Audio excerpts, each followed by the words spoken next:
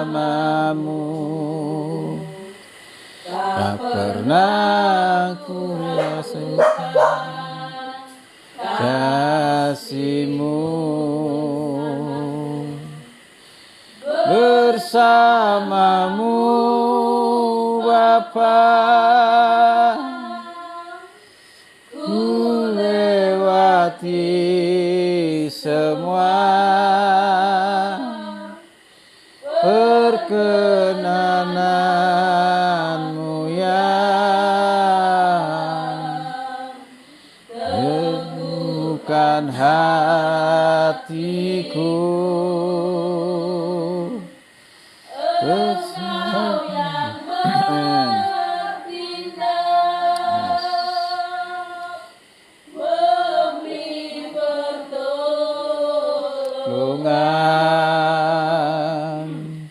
Agung dan luhur sesat melimpah bagiku.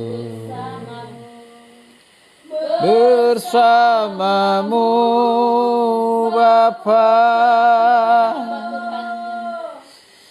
ku lewati semua perkenanan-Mu yang teguhkan hatiku. Engkau yang bertindak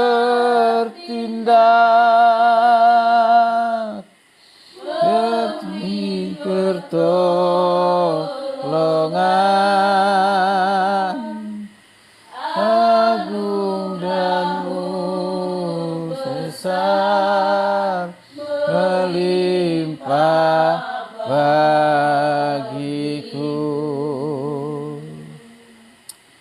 Mari kita berdoa. Terima kasih Tuhan atas pertolongan-Mu dalam kehidupan kami hari lepas hari, hari-hari yang kami lalui. Ada Tuhan yang selalu mengasihi kami, menyertai, melindungi kami, sehingga kami ada sebagaimana kami ada di malam hari ini, dipersekutukan oleh Tuhan melalui kelompok tumbuh bersama, karena kerinduan kami untuk bertumbuh bersama di dalam kebenaran Tuhan, bertumbuh bersama dalam pengenalan akan Kristus, sehingga dengan pengenalan itu menuntun kami semakin mengenal Tuhan, mencintai Tuhan, mengasihi Tuhan, dan hidup dalam rencana dan kehendak-Mu.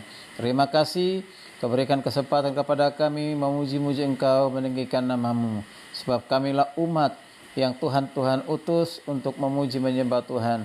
Bahkan karena Engkaulah pencipta langit, bumi, dan segala isinya, yang layak disembah, dipuji, ditinggikan, diagungkan. Dan kami diciptakan oleh Tuhan hanya untuk kemuliaan bagi nama-Mu. Terima kasih.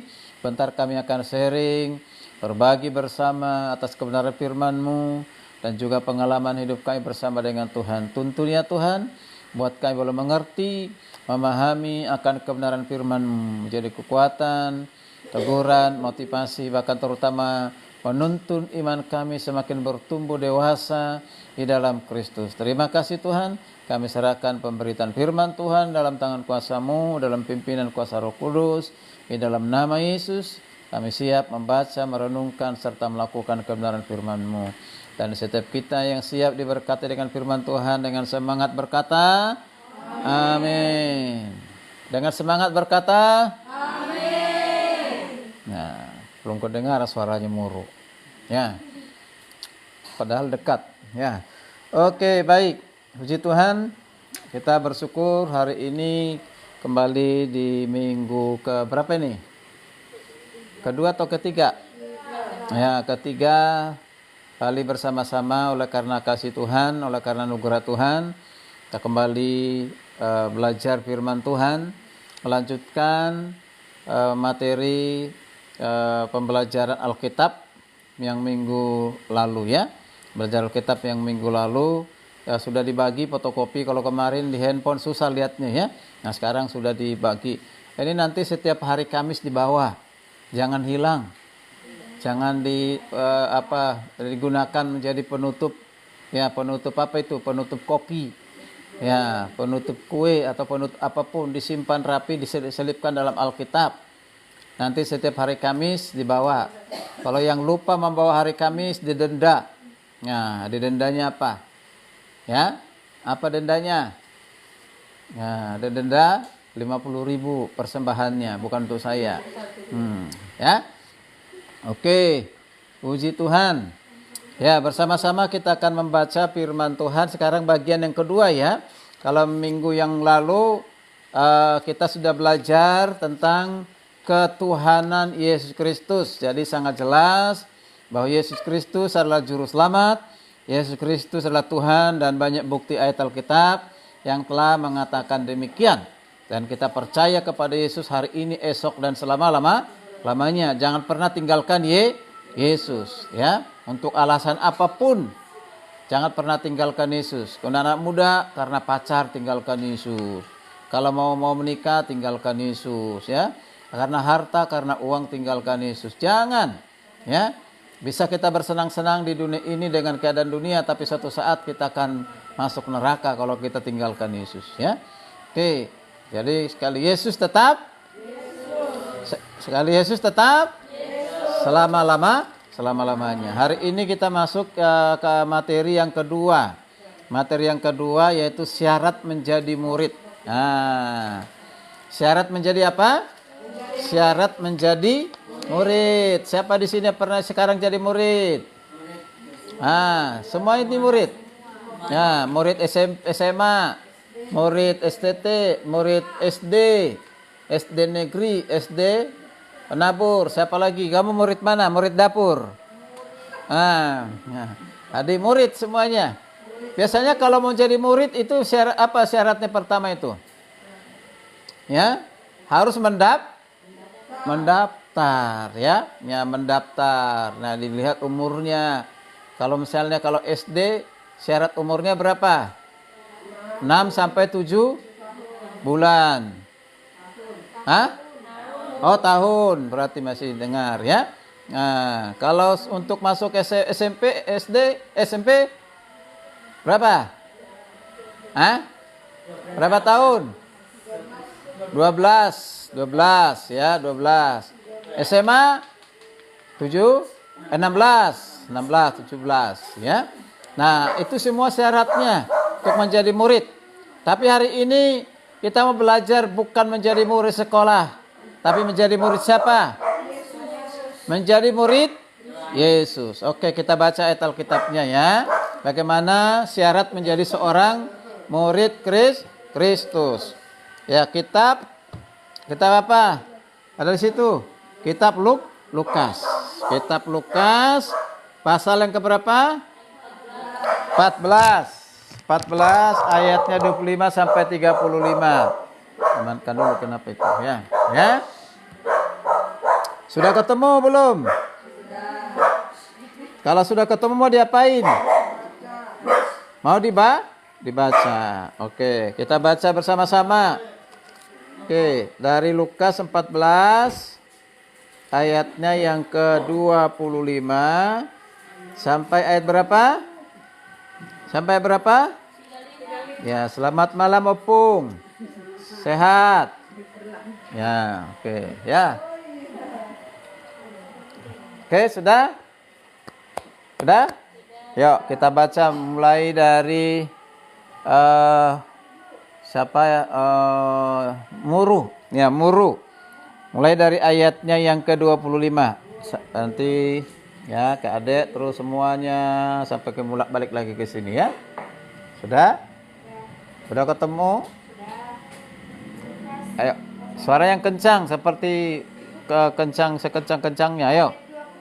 Pada suatu kali banyak orang berduyun-duyun mengikuti Yesus dalam perjalanannya. Berkata kepada mereka,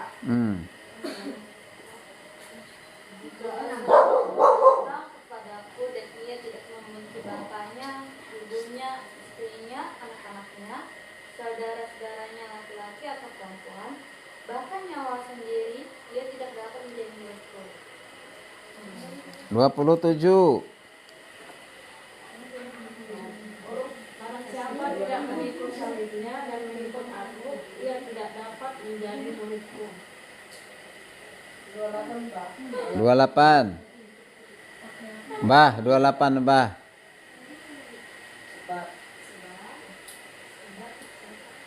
Sebab siapakah di antara kami yang kalau mau mendirikan sebuah menara tidak duduk dahulu membuat anggaran biayanya, kalau uangnya untuk Cukup. menyelesaikan itu. Oke. Ya, 29 lanjut. Ayat 29, supaya jikalau ia sudah menetapkan dasarnya dan tidak dapat menyelesaikannya, jangan-jangan semua orang yang melihatnya mengejek dia. Ya. Berkata orang itu mulai mendirikan, tetapi dia tidak sanggup menyelesaikannya. Atau raja maka yang kalau mau pergi berperang melawan raja lain tidak duduk dahulu untuk mempertimbangkan apa dengan 10.000 orang yang sanggup menghadapi lawan yang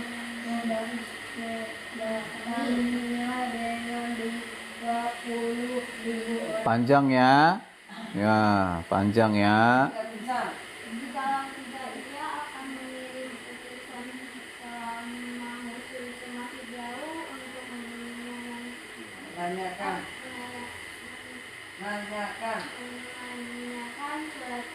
syarat-syarat. Demikian pula tiap-tiap orang di antara kamu yang tidak Kencang Nesia. dirinya dari segala muridnya tidak dapat menjadi muridku. Oke, lanjut. 30 berapa itu? 4. Nanti sisanya sama-sama ya Ibu Gembala dengan itu.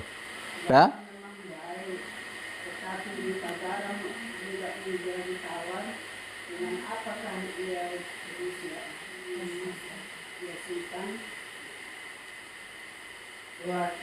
Tidak ada lagi gunanya. 35 sama-sama aja. Dengan Ona, yuk. 2 3 ya. Baru 1, 2, 3. Tidak ada lagi gunanya, baik untuk ladang maupun untuk pupuk, dan orang membuangnya saja. Siapa mempunyai telinga untuk mendengar, hendaklah ia mendengar. Oke, puji Tuhan. Yang berbahagialah kita yang membaca, merenungkan, serta melakukan firman. Amin. Oke, jadi pembacaan kita hari ini, kalau dari Alkitabnya, Nas Alkitab dengan perikop Lembaga Alkitab Indonesia dikatakan, segala sesuatu harus dilepaskan untuk mengikut siapa? Yesus. Mengikut Yesus. Nah, segala sesuatu harus dilepaskan untuk mengikuti Yesus. Wow, apa mungkin ya? Ya, melepaskan segala sesuatu. Melepaskan satu aja mungkin susah, ya kan? Nah, apalagi segala sesuatu. Nah, hari ini kita mau belajar apa syarat menjadi murid Kristus. Apa syarat menjadi murid Kristus? Ya, dilihat di bahan yang sudah dibagikan ya, yang dibagikan supaya bisa menjadi penuntun. Itu mana kasih ke Pak Paulus Melango 1 tuh. Ya. Oke, nanti setiap minggu dibawa ya, karena tadi fotokopinya lumayan mahal, ya. Oke, ya. Oke, dah. Nah, di situ ada pertanyaan. Menurutmu apa saja syarat menjadi murid Kristus? Ya, apa syaratnya? Ya, sebelum kita tadi kalau udah baca Alkitab, apa syaratnya tadi menjadi murid Kristus? Ya? Apa? Ayo, tadi kan udah dibaca. Nanti akan dijelaskan lagi. Apa yang kita tangkap tadi dari pembacaan itu, syarat menjadi murid Kristus itu apa? Syaratnya apa? Ona? Hah? Hah? Nah, kalau kita membaca harus apa? Membenci bapaknya, ibunya, istrinya, Wow. anaknya, saudara-saudaranya laki-laki atau perempuan, Wajaran. bahkan sendiri. Terus Dapat menjadi muridku. di situ kata membenci ya. Ngeri ya. Orang yang mau ikut Yesus dikatakan harus membenci saudaranya, membenci ayahnya, ibunya, adiknya, kakaknya. Apa seperti itu maksudnya tuh? Ya. Nah, di situ. Jadi Yesus mengatakan, barang siapa yang tidak membenci ayahnya, ibunya, syarat dan adiknya, kakaknya, saudara, tidak layak menjadi muridku. Wow. Nanti kita belajar apa maksudnya ya dari hal itu ya. Nah, terus apalagi menjadi syarat menjadi murid Kristus? Muru yang kamu baca tadi, selain yang sudah barusan disampaikan oleh Ona. Apa? Hah? Harus memikul salibnya. Hah? Memikul salib. Kita buat salib yang besar, kita pikul, kita bawa kemana-mana, begitu? Hah? Tidak. Oke. Kalau bisa dijelaskan kira-kira apa maksudnya itu muru memikul salib? Mengikuti Yesus. Hah? Mengikuti Yesus. Mengikuti Yesus. Ya ini kan mengikuti Yesus. Mengikuti Yesus syaratnya pikul salib. Nah, pikul salib benaran yang terbuat dari kayu. Tidak. Terus apa kira-kira apa itu maksudnya itu? Pikul salib. Hah? Oke. Apalagi selain pikul salib? Nanti kita lihat maksudnya pikul salib itu apa sih? Ya. Ada lagi nggak? Oke. Baik, kalau kita melihat dari bacaan kita tadi itu, ya, ini akan menjadi kualitas ya atau syarat ya yang harus dimiliki atau yang ditingkatkan oleh orang-orang percaya. Jadi gak cukup hanya murid. Kalau murid itu biasanya belajar mendengar. Lalu murid itu biasanya meniru. Meniru yang mana? Yang meniru yang salah. Itu ya. Meniru yang salah atau benar? Yang benar, ya. Ya. Namanya murid itu pasti belajar. Ada pekerjaan rumah harus ya, gitu ya. Ya, jangan ditinggal. Nanti nilainya apa? Merah. Jelek, ya. Kalau dulu waktu kita masih kecil dibilang nilainya ikan mas semua. Ikan mas itu ikan warna merah gitu ya. Ya, malu-maluin gitu ya. Ya, nah ini hari ini kita mau belajar menjadi murid Kristus, itu harus kita tingkatkan seperti apa itu menjadi murid Kristus ya. Oke, kata perhatikan di situ kita hanya ada 3 pertanyaan tuh. Pertanyaan pertama ya. Dikatakan begini, apa yang Yesus katakan tentang syarat menjadi muridnya? Dan apa makna sebenarnya yang terkandung dalam syarat-syarat tersebut? Jadi pertama kita mengerti dulu apa syaratnya, kedua apa maknanya. Ya. Pertama apa syaratnya, lalu kedua syarat dari makna makna dari syarat itu apa? Ya, oke.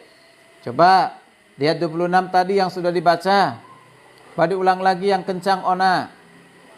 Jikalau seorang datang kepadaku dan ia tidak membenci bapaknya, ibunya, istrinya, anak-anaknya, saudara-saudaranya laki-laki atau perempuan, bahkan nyawanya sendiri, ia tidak dapat menjadi muridku.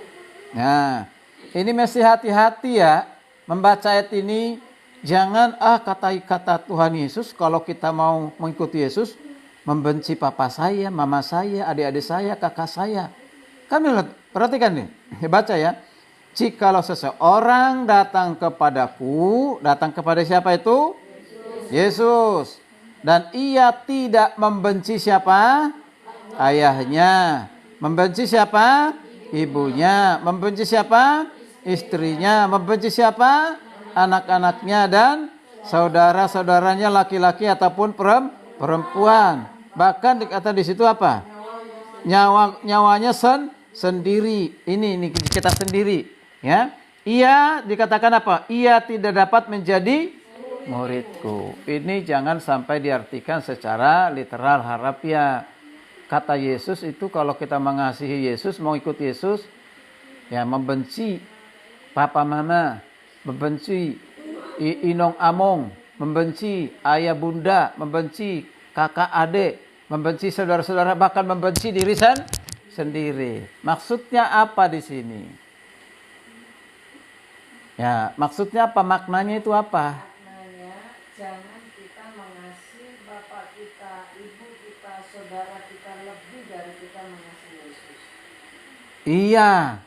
Jadi maksudnya itu adalah ya kita harus mengasihi Tuhan lebih daripada keluarga. Jadi kalau urutannya itu adalah yang pertama adalah siapa yang kita kasihi?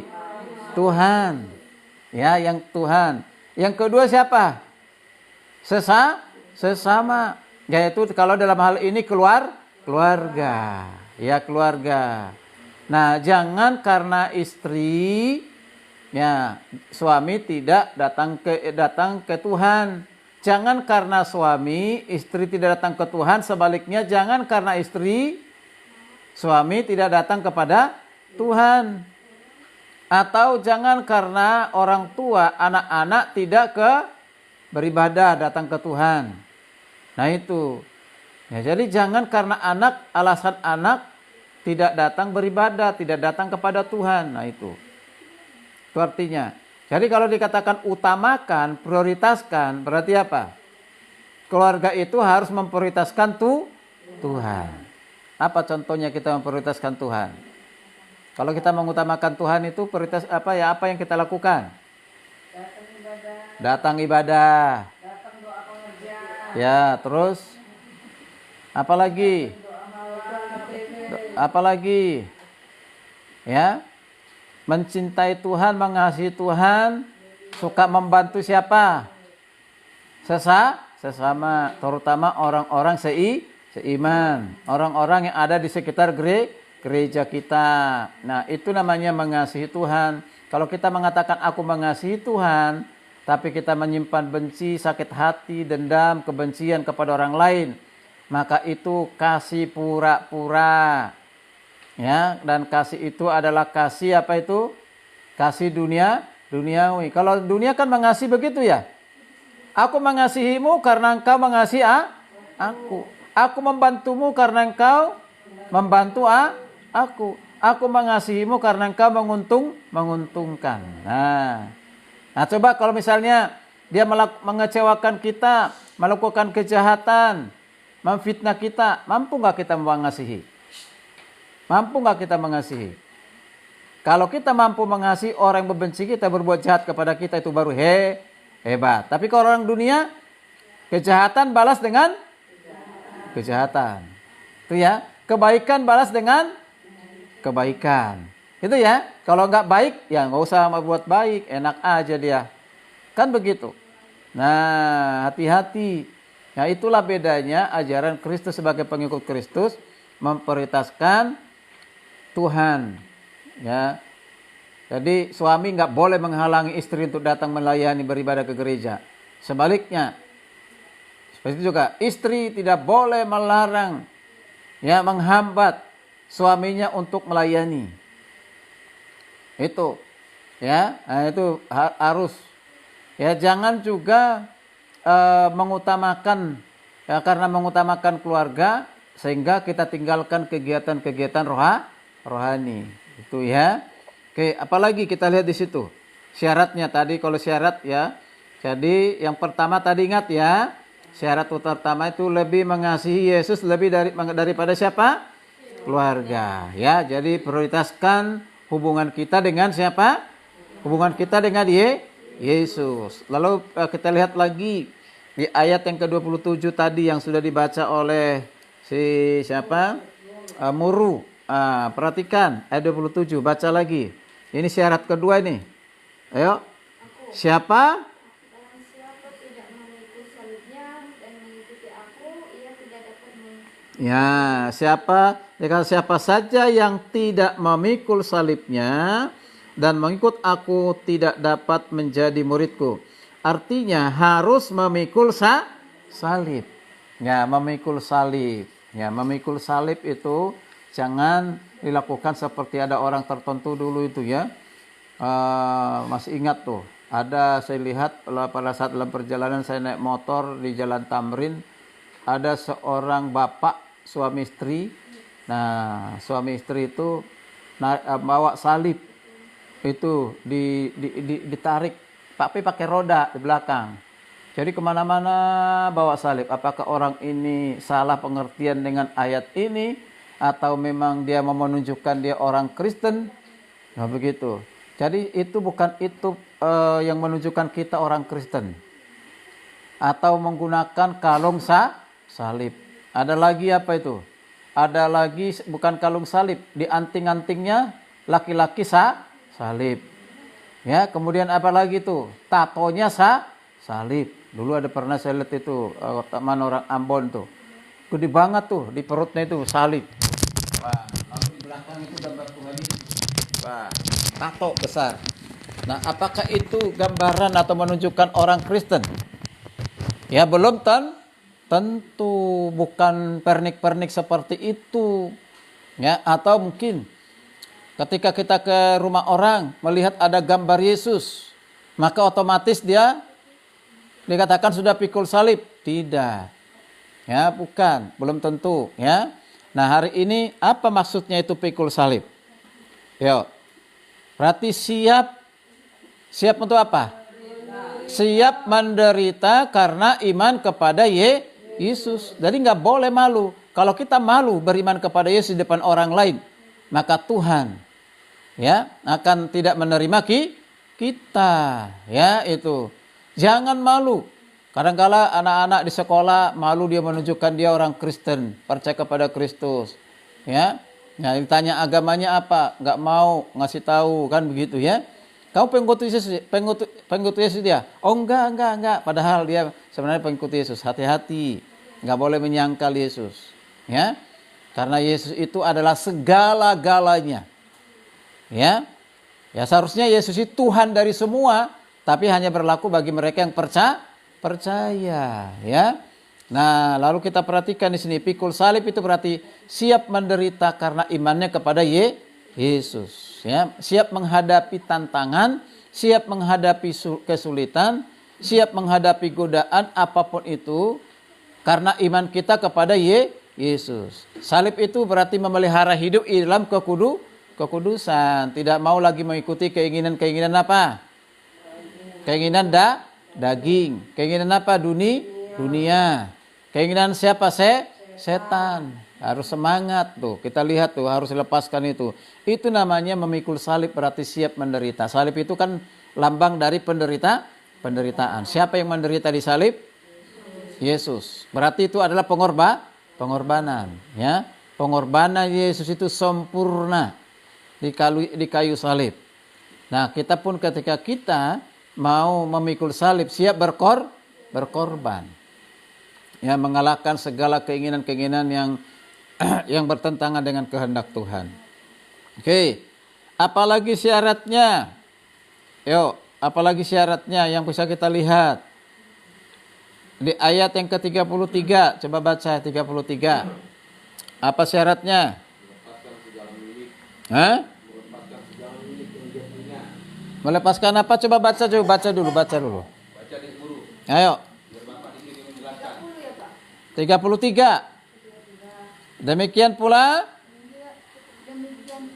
tiap-tiap orang antara kamu yang tidak melepaskan dirinya dari segala miliknya tidak dapat menjadi muridku. Wow. punya motor putih itu diserahkan kepada Tuhan. Mobil. Artinya menunjukkan penyerahan total kepada kehendak Tuhan, bukan Kan menggunakan fisik motor. ya. Perhatikan di situ kan.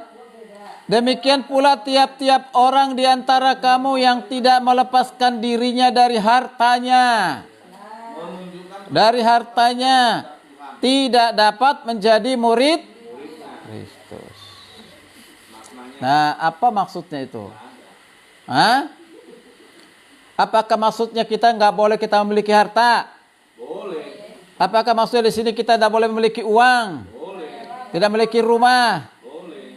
Artinya begini, diri kita, hidup kita jangan terikat kepada harta. Harus terikat kepada siapa? Kepada Yesus. Kata melepaskan itu artinya jangan mengikatkan diri kepada apapun yang kita miliki, karena apa yang kita miliki ini suatu saat akan kita tinggalkan, dan itu sifatnya sementara. Tapi kebanyakan di dunia yang kita lihat, bahkan orang Kristen masih lebih mengutamakan mencari harta daripada mencari Tuhan. Ya kan? Masih banyak itu hari Minggu pun bekerja, tidak beribadah. Ya kan? Tinggalkan sumber berkat untuk mengejar berkat. Berkatnya mungkin dapat tapi sedikit, capek, habis, tidak ada terasa apa-apa gitu. Maka Tuhan mengatakan ya di Matius 6 ayat 33 apa itu? Carilah dahulu kerajaan Allah dan kebenarannya, maka semuanya akan dicukupkan. Jadi carilah dulu kerajaan Allah. Bagaimana mencari dulu kerajaan Allah? Yaitu dengan cara kita beribadah, berdoa seperti KTB hari ini, ya. Utamakan Tuhan. Maka Tuhan yang kita cari itu ya, dia akan memberkati kita. Dia pemilik segala sesuatu, pemilik dunia, pemilik nyawa kita. Hari ini kalau kita masih hidup karena Tuhan, nggak tahu besok masih hidup atau tidak. Kalau masih hidup besok berarti Tuhan masih mengasihi kita. Maka masa kita nggak mau mengasihi Dia? Nah kan? Gitu ya. Nah, jadi sekali lagi boleh memiliki harta, uang, rumah, apapun itu, tapi jangan terikat hati kita di situ. Maka dikatakan, banyakkan orang, di mana hartamu berada? Hah? Seperti itu ya? Di mana? Di situ hatimu. Ya, di mana ayat itu? Mana ayat itu? Coba baca dulu. Lihat di situ. Yuk. Nah. Kalau di Alkitab itu kan bisa gampang nyarinya. Kalau handphone. Kan ada di situ mencari itu. Oke, kita baca ya. Nah, itu penting sekali. Nah. Jangan sampai hati kita melekat kepada harta. Harta itu boleh kita miliki, tapi jangan kita buat jadi mamon dalam hidup kita ya. Sudah ketemu? Berapa? Tolong dibaca. Karena di mana hartamu berada, di situ juga hatimu berada. Karena di mana hartamu berada, di situ juga hatimu. Artinya jangan sampai hati kita dikuasai oleh harta. Nah, banyak orang di luar sana punya segalanya.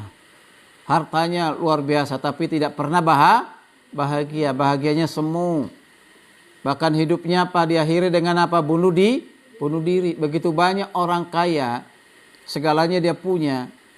Loncat dari gedung yang tinggi itu, mati. Ada yang gantung di diri. Banyak orang yang sudah memiliki popularitas, kekayaan, artis terkenal, ditemukan di mana? Di hotel. Di hotel apa? Mati karena terlalu apa? Overdosis, ya mabok-mabokan, narkoba.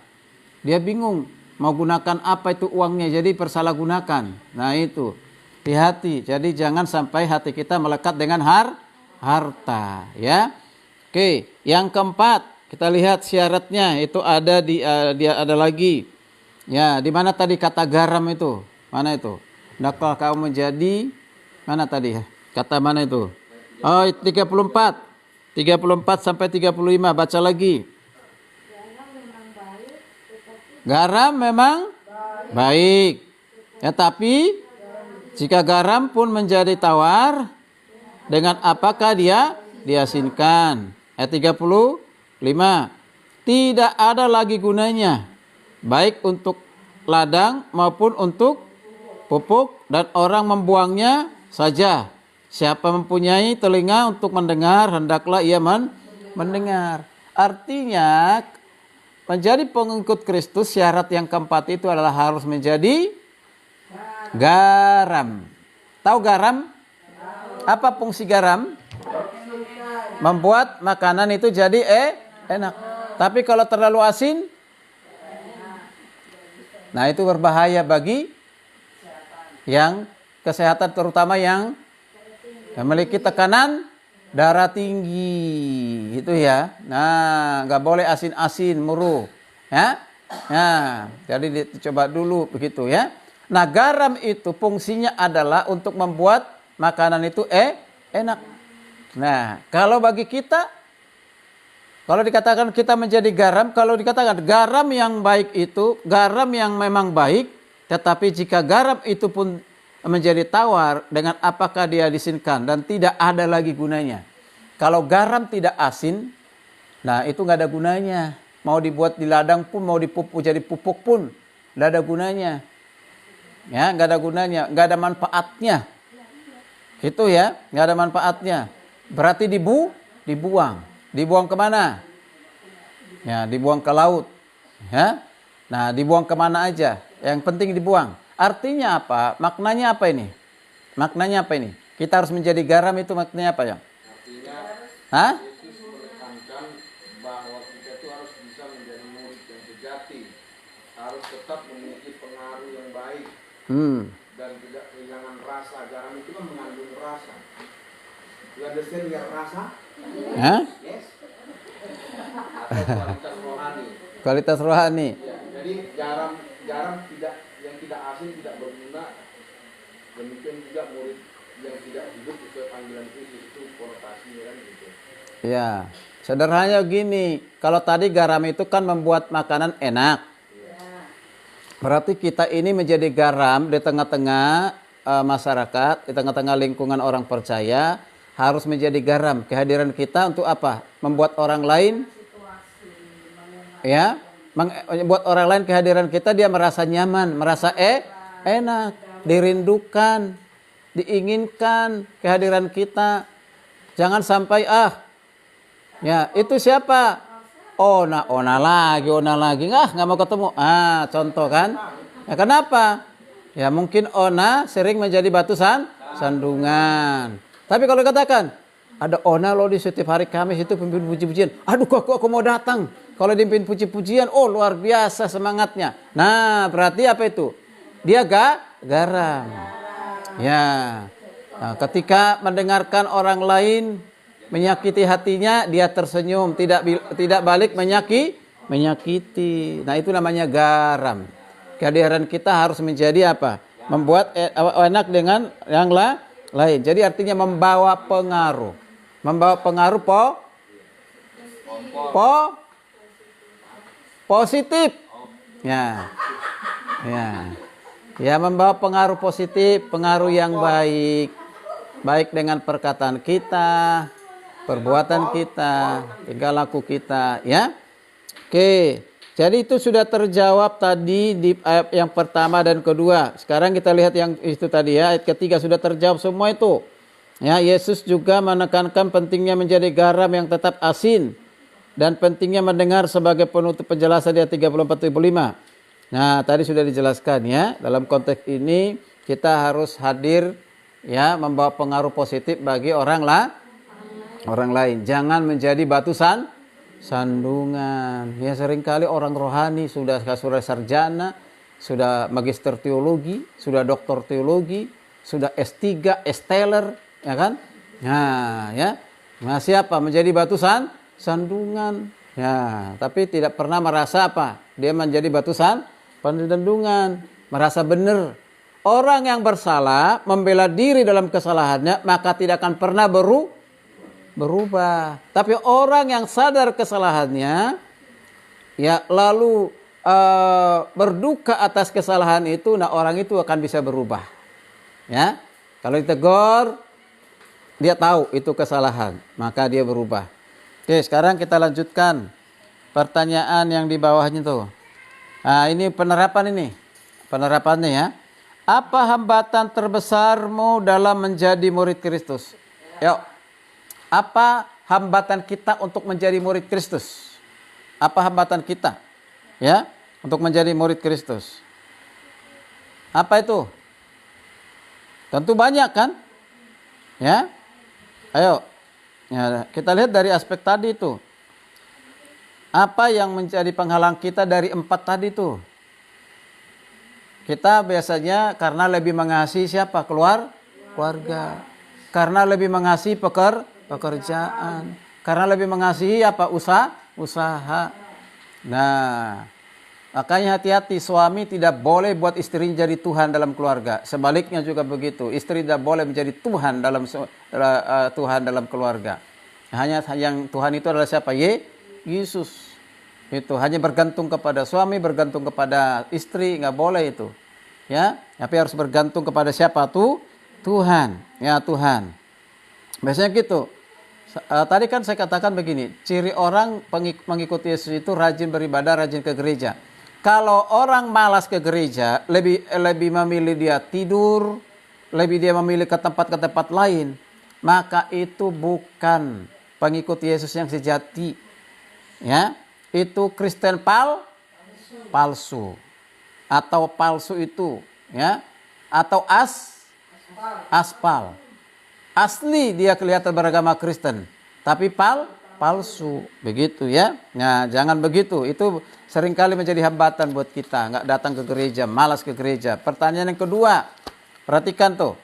Dikatakan apa? Bagaimana penerapan sebagai pribadi atau kelompok, baik itu di keluarga, di persekutuan mahasiswa Kristen, PMK itu maksudnya persekutuan mahasiswa Kristen ya, gereja, ya dan sebagainya, agar bisa berjuang dalam mencapai kualitas murid Kristus. Bagaimana penerapannya?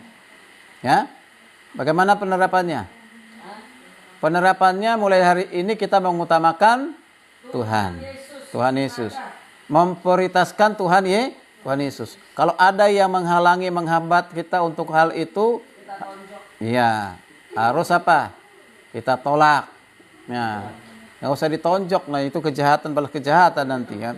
Nah, oke. Nah itu udah jelas ya. Nah sekarang kata disuruh nonton videonya nggak ada. Nah belum disiapin. Nanti mungkin minggu depan nanti saya siapin videonya putar di sini. Singkat itu hanya 10 menit. Oke, sekarang ayat hafalan. Ayat hafalan. Ayo baca bersama-sama dulu ayat hafalannya 2-3 ya. Katanya kepada semua, setiap orang yang mau mengikut aku harus menyangkal dirinya, memikul salibnya setiap hari dan mengikut aku. Ayo.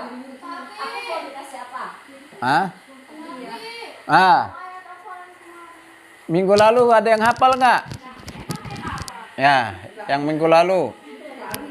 Kan ada tugas minggu lalu kan, kalau yang hafal nanti kan ada janjinya ya, Mami atau Ibu Gembala memberikan hadiah. Ayo, ada yang hafal nggak yang minggu lalu? Ayo, yang minggu lalu. Minggu lalu kan siapa yang mengatakan bahwa ia adalah di dalam dia, ya wajib hidup sama seperti Kristus telah hidup. Itu ya. Ya, karena saya baca bukan karena hafal.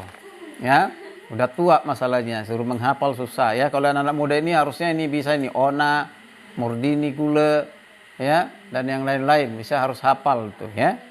Oke. Nah, sekarang yang harus dihafal itu Lukas 9 ayat 23. Yuk, coba ya. Katanya kepada mereka semua, setiap orang yang mau mengikut aku harus menyangkal dirinya, memikul salibnya setiap hari dan mengikut aku. Ayat hafalan. Masih baca lah. Ya, saya coba ya. Ya. Katanya kepada mereka. Ya, maksud. Katanya kepada mereka semua, setiap orang yang mengikut aku harus menyangkal dirinya, memikul salibnya setiap hari dan mengikut aku. Ayo, siapa yang hafal? Ona udah hafal? Hah? Ayolah, kata kepada mereka semua, semua orang yang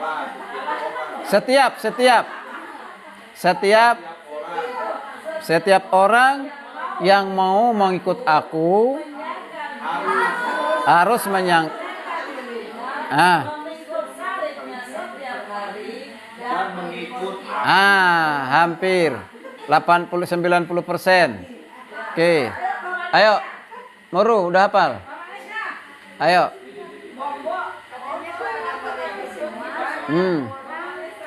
Setiap orang harus mengikuti aku. Memikul salibnya, menyangkal dirinya. Memikul salibnya. Setiap hari harus mengikuti aku. Nggak ada lagi di situ. Harus. Coba ya. Katanya kepada mereka setiap orang yang mengikut aku, mengikut aku harus menyangkal dirinya, memikul salibnya setiap hari dan mengikut aku. Wah, bisa ya. Oke. Tuhan. Katanya kepada mereka semua, setiap orang yang mengikut aku, yang mau mengikut aku, ingat, ini poinnya, harus menyangkal dirinya. Harus menyangkal dirinya, bukan di situ. Betul. Dan memikul salib setiap hari dan mengikut aku, bukan mengikut Paulus, mengikut aku, Yesus. Oke. Di situ kan, cepetkanlah di situ. Sudah? Oke, jadi perhatikan menjadi kesimpulan akhir. Baca kesimpulan akhir di bawah itu. Harga mengikut Yesus memang mahal. Mengapa mahal tadi? Karena mengutamakan Yesus daripada keluarga. Yang kedua, memikul salib. Yang ketiga, ya tidak terikat dengan harta duniawi. Yang keempat, menjadi garam. Nanti menjadi terang juga ya. Harga mengikuti Yesus memang mahal, tetapi tidak mau mengikuti Yesus jauh lebih rugi lagi. Perhatikan nih, ya, orang yang tidak mau mengikuti Yesus jauh lebih rugi. Mana ikutin yang mana? Rugi atau ikutin yang mahal? Kalau yang mahal, yang mahal yang terbaik. Lalu yang murah ini dikatakan yang tidak mengikuti Yesus itu buat kita rugi. Jadi mana yang kita pilih? Mengikuti yang mahal, ya, yang mahal. Oke, jadi jangan menjadi orang Kristen yang gampangan. Amin. Oke, puji Tuhan, kiranya renungan firman Tuhan hari ini memberkati kita semuanya. Diberkati enggak? Diberkati enggak? Puji Tuhan ya. Jadi maulah menjadi murid Kristus yang setia, yang taat, ya. Oke, puji Tuhan. Shalom, Tuhan Yesus berkati, diserahkan kembali kepada worship leader kita, Ona.